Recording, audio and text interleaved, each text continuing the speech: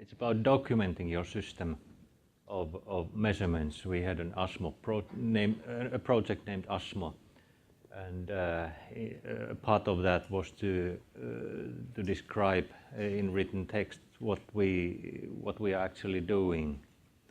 This may contribute something to the working group 3, where we also have a site description, but Velle and we others, we can consider if we should also document the system of observations and what we are doing with the data afterwards.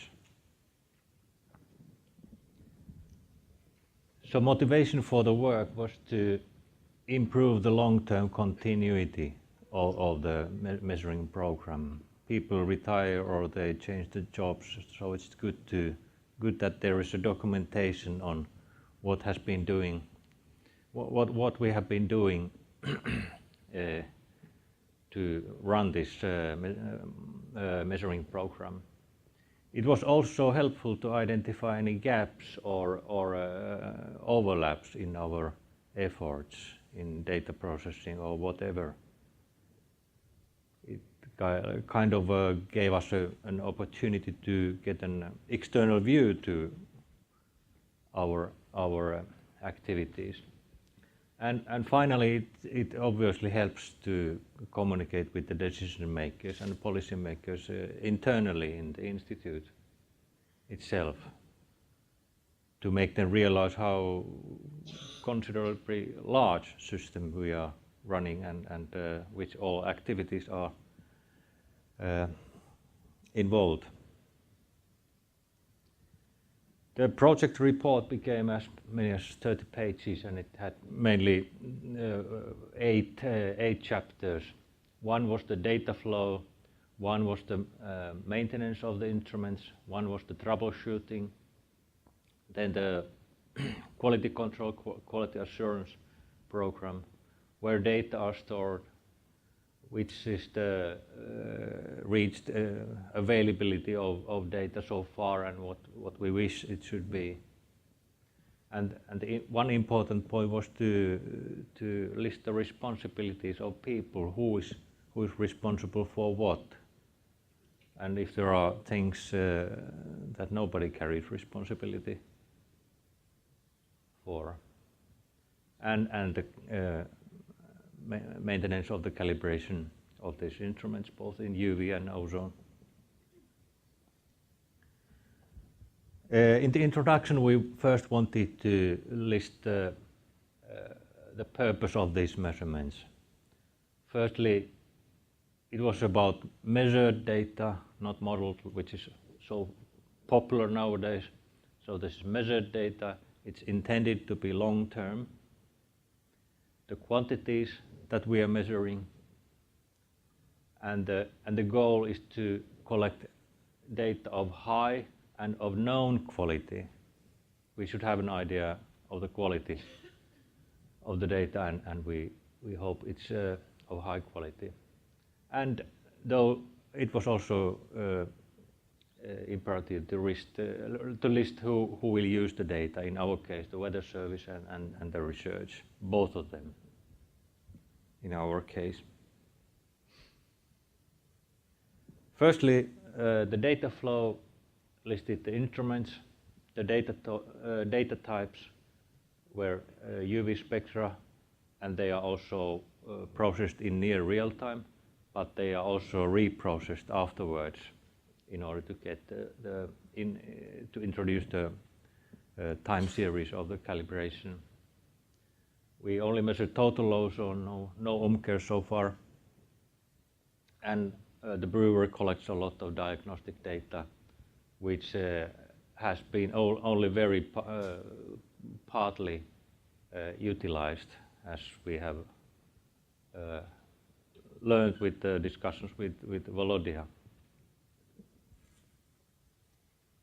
The data flow, in this case, the near real-time UV, contained quite a few boxes, starting from the control PC, raw data files, the near real-time processing of UV index, taking it to the database and finally to the meteorologists or to the researchers. The researchers, we are responsible for maintaining the calibration data.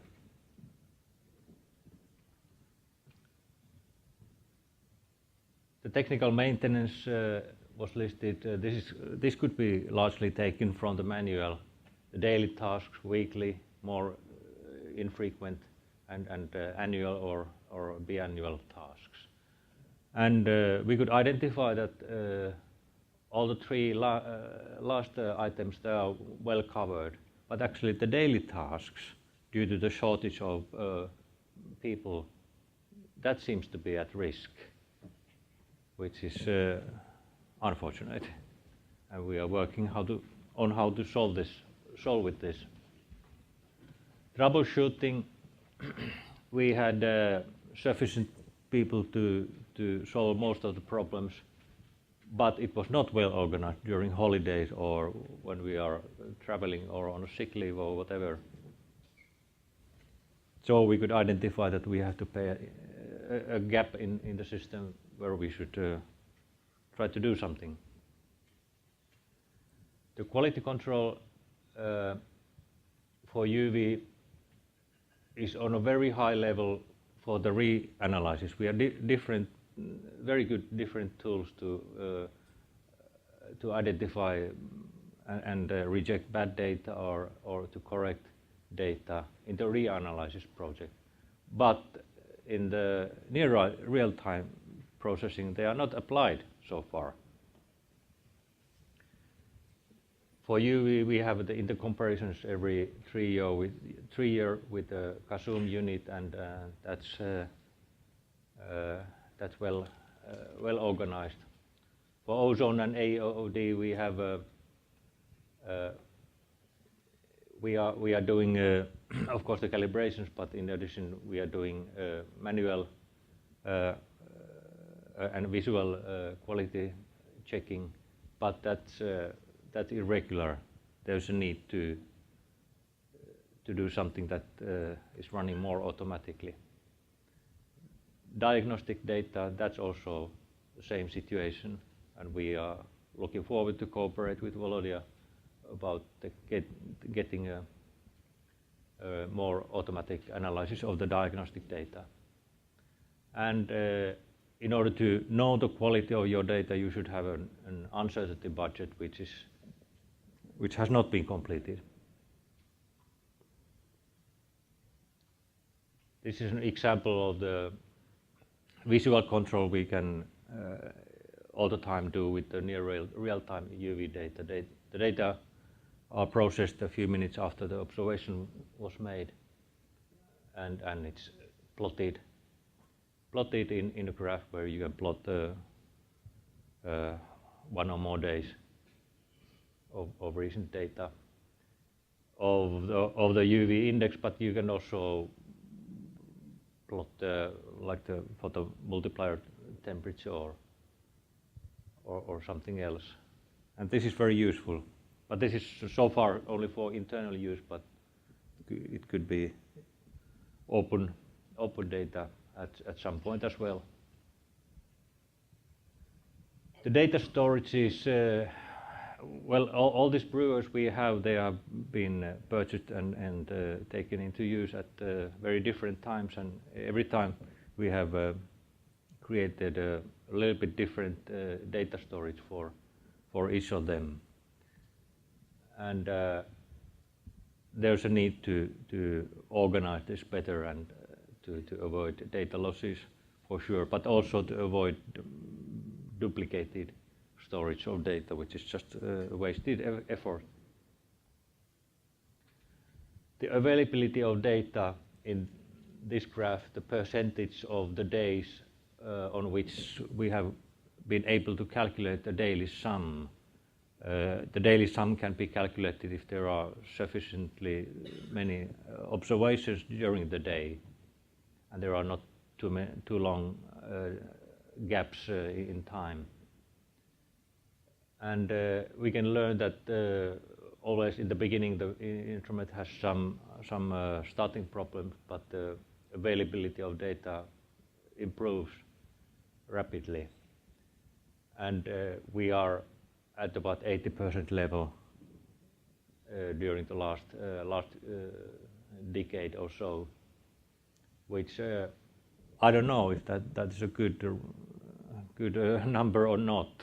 I haven't found any recommendation how it should be.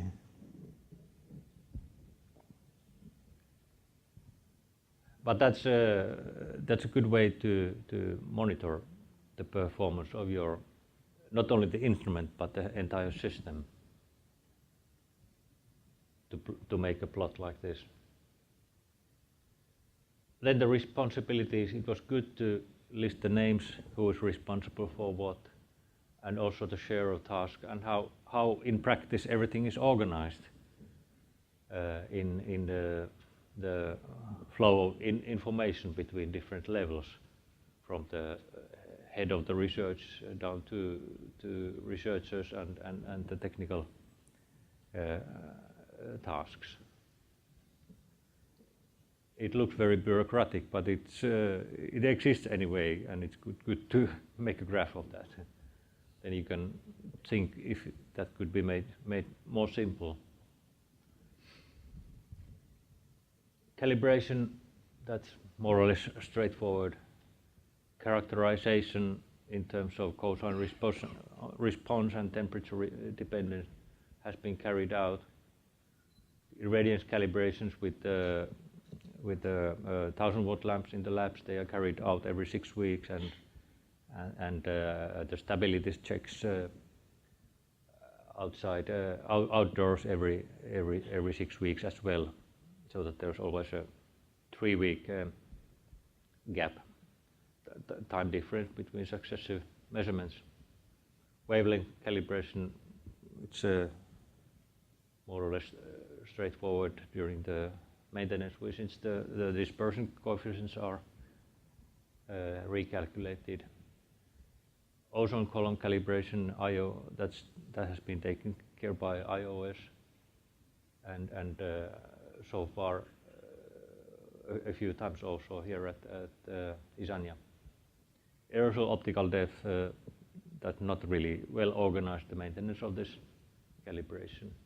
And it was also good to list a number of literature sources of information in the literature.